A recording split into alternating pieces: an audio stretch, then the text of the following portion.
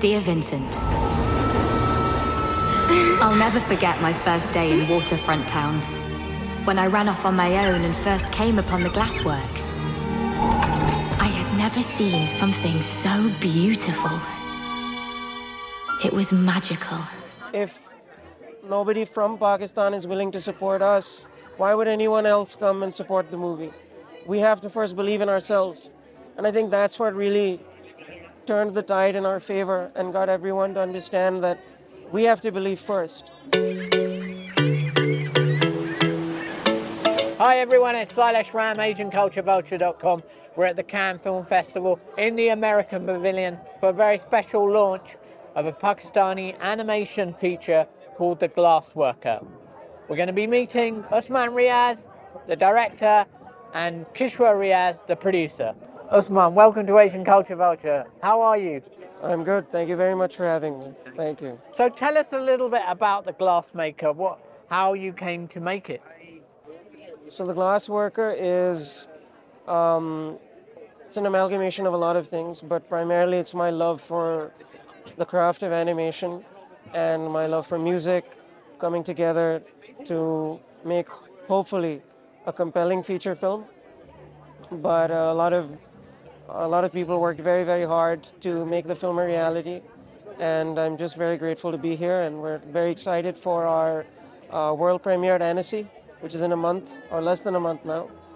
So a lot of things are happening, and I could not be more grateful. And how did you come to make a feature film like this? Is your background music? Is it animation, or is it both? It's both. I've been drawing since I was a child, and I've been playing music since I was a child.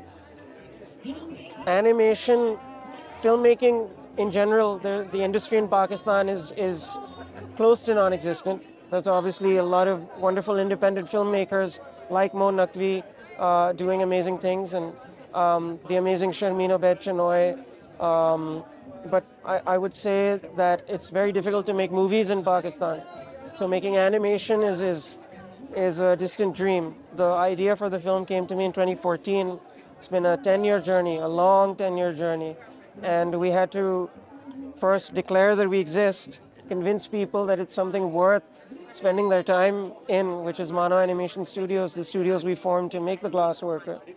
And then every single person who came into the studio, we had to train to be able to do the craft of animation, specifically the traditional frame-by-frame keyframe animation that I wanted to do. Every single background was painted by hand, and every single frame was drawn by hand. It's been a very, very difficult process, but I mean, if you're trying to do something great, it's never going to be easy. And where did you find the script? Who's the script writer, and how did you shape the story, and what's the film about? So The Glassworker is a coming-of-age story about two children from separate walks of life. One is an apprentice glassblower, learning from his father in their artisan glass shop, and the other a gifted violinist, struggling to find her own unique voice on the instrument. And the film follows both their relationship. The film follows their relationship as an impending war strains everything that's happening around them, and how their parents, or primarily their fathers, have opposing ideologies that clashes in their relationship. So that's just the superficial. Romeo and Juliet. It's a little bit Romeo and Juliet, a little bit Dr. Zhivago, and across the tracks love story with an impending war that is coming. And very happy with it. I came up with the concept for the story again in 2014. And Mariam and I I just discussed it with her, what I wanted to be about. And then the three of us, Khizer, Mariam and I, embarked on this journey together. But it was after we had completed our Kickstarter. We did a Kickstarter in 2016 to raise some financing to make a pilot for the film. Once we did that and a few producers came on board, that's when we really sat down and refined the story. We worked with a wonderful scriptwriter, Moya O'Shea from England, who kind of took the ideas that I was hesitant to put into our first animated film, brought those in, added her own touches to it, and it's just turned out wonderfully, and I'm very grateful. It's amazing. You've got a lot of British talent. You got Sacha Dhawan, Art Malik. How did that come about? We got to work with David Friedman and Lynn Friedman, who cast the movie for us, and David also did the voice direction. I was involved in everything, but I watched him work and learned so much from that process. David, Lynn, and I, from the very early stages, wanted it to be a British South Asian cast. So Art Malik and Sacha Dhawan were the dream, and Anjli, Mohindra. I never thought we'd get to work with them, but we did, and I think they did a phenomenal job. I'm not surprised that they did a phenomenal job, but I'm surprised to have worked with them, and I keep saying this, but I'm just very, very grateful. And what is your connection with Studio Ghibli? Can you talk about your how you came to be in Japan? My love for the Japanese animation industry started when I was very little. I loved Studio Ghibli's films before I even knew they were Studio Ghibli's films. They were just amazing movies for me. And a 4 or 5-year-old doesn't think about those things. But as I started getting older and discovering more movies that I liked, finding out that Studio Ghibli made them, and there's this director named Hayao Miyazaki and another director named Isao Takahata who shaped so much of my childhood. I love their films very much, and I got to visit Studio Ghibli in 2015. It was very, very special. I love their films. And they've supported you in the process. There was Jeffrey Wexler, who's from Studio Ponok, the chief of international of Studio Ponok, was also the part of Studio Ghibli. He was part of their board. He's been a great supporter of the film from the onset. He's the one who introduced us to David Friedman and Moya O'Shea. So very grateful to Jeff. And how was the financing, getting the money together to make the film? It's an arduous process. Were you heavily involved in that, or did you leave that to Khizer, who's the producer? No, I was very, very involved in the financing because I had to convince people that this crazy idea that I had is worth investing in. And the most important thing was that nobody was willing to fund this project. It was very difficult in the beginning. We did the Kickstarter. My family supported us as much as they could, but you need a lot more money to make a feature film.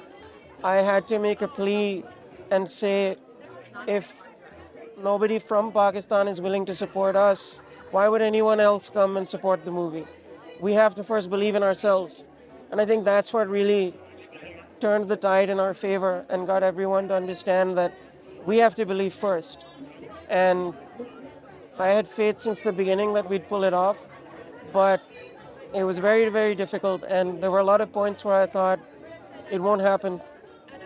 So to be sitting here now at Cannes and presenting our work at the American Pavilion with pictures of Francis Ford Coppola on the wall is surreal. And the Annecy premiere coming up with a finished movie, which I'm still not used to saying that it's done, is surreal, and very grateful to God. It's also a slight commentary on the sort of world that Usman and I and Mariam grew up in, which was a post-9/11 world. So there was a lot more security threats and other stuff that was happening in Pakistan at that time, and especially in Karachi, but kind of how people keep going on, keep living. So it's a comment on people keep moving on. But again, how those sort of things impact as a relationship. So you have created Pakistan's first real animation studio.